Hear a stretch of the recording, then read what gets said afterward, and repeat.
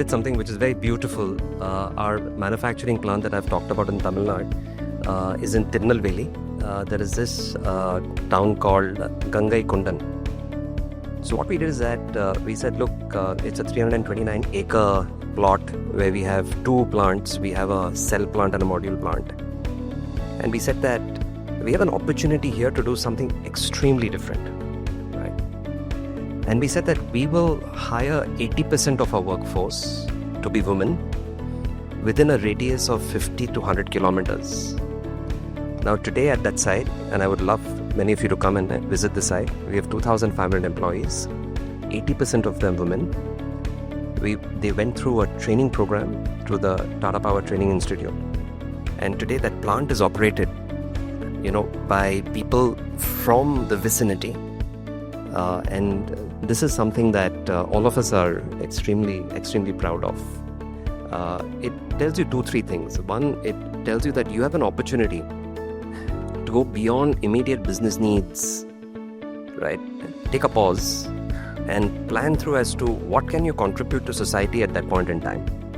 Also through our CSR budgets that we have, we are looking at water in a big way in that particular locality.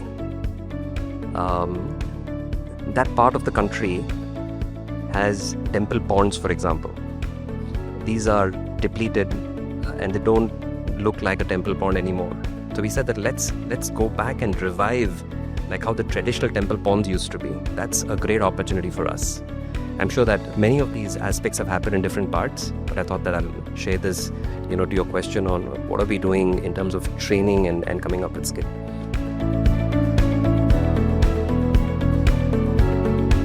Mr. Nanda, while you were setting up your manufacturing unit in Tamil Nadu, what are the challenges and lessons that you picked up on the way? It's actually been a pretty smooth journey, I would say. So if you measure time we signed the MOU to time we cut the ribbon and started manufacturing, it was probably 2 years, right? And this is a function of the industrial hubs that have come up in different parts of India.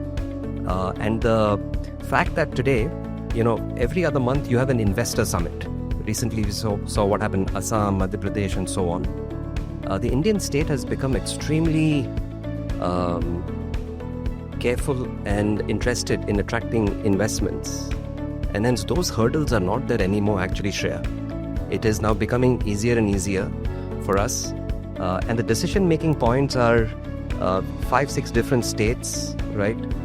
What is the vantage point advantage that you have in terms of location? But more importantly, what is it that the state is willing to offer? And there is this healthy competitiveness between the states to attract investment. And then I would again go back to the earlier point. Then it is up to the industrialist and the industries to make the most of it. And if an MOU is signed, which is what I tell my team, that we will sign MOUs which we will convert into real projects on the ground. The other point that you mentioned is that on the 500 gigawatt, and I want to mention this here so that we have some conversation around it. All of this is not just grid scale power. We'll be missing an opportunity if we don't discuss on the distributed power, distributed RE. There is a revolution happening in rooftop solar. And the revolution is again driven by a fantastic, I would use the word game-changing policy of the Indian government, where the Indian government has come up with a plan where many of us, if not all, are aware that there is a massive incentive given directly to the consumer on day one if you install a rooftop panel in your homes. Now, I'm tempted to ask the audience how many of you have installed rooftop, but if you have not installed, here is the math as to why you should install, and you should also spread the word. For a family of 4, the typical load that you would consume is 5 kilowatt. Now, 5 kilowatt attracts an investment of around 2.5 lakhs. So 2.5 lakh rupees to install a rooftop solar panel in your house. The Indian government gives you a 78,000 rupee discount directly through a direct transfer scheme. Based on your Aadhaar card, you get it directly in your bank account. So now you're in the range of 160, 170.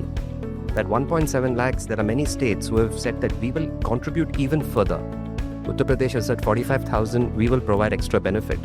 Orissa has now said 60,000 rupees. So your entire system cost comes down to a lakh of rupees for 5 kilowatt. You have a PPA that is preset with the state. It's all net metered. Within 7 days, you have it installed in your house. the entire process of getting a smart meter, getting the documents signed with the state discom, such that when you don't consume the power, you sell the power back to the grid. Your bill comes crashing down, and you might end up just paying 100, 200, 300 rupees of what could have been a 3,000 rupee bill. Now, this benefit is for 25 years. The Indian government's policies are also to make sure that the inverter is guaranteed by the OEM for 8 years. The panel is guaranteed for 25 years. Now just imagine, that strata of consumers that consume 5 kilowatts or less, and that's the majority actually in terms of numbers, now have a solution where they have the control on the pricing part of electricity. And we have seen some very interesting stats. The growth of air conditioners because of rooftop. There's a very clear correlation. We are now doing a study to see what is the growth of EV cars. Because, today if I have electricity at home, I know my parents used to chide me when I say that, you have not switched off the light, right? We don't have so much money at home. Why are you being so careless?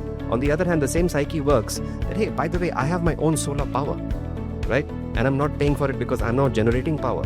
And there is a one-time benefit. These are, today the market there is 5 gigawatts every year. And this is going to really boom with this aspiration of powering at least 10 million homes. I think that's one story that really we need to broadcast through your platforms and make sure that the distributed renewable energy sector, which touches human lives, takes off in a significant way.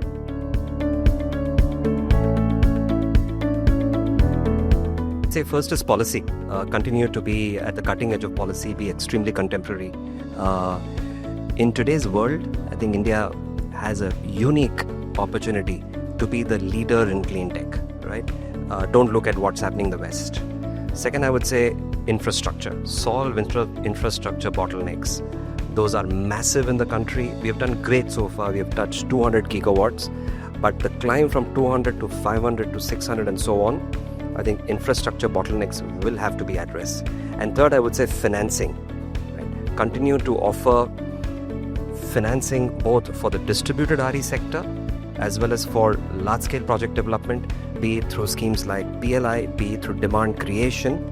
I think the entire bucket of the finance made available to encourage manufacturing and growth, these are the three things that I would focus on. Thank you.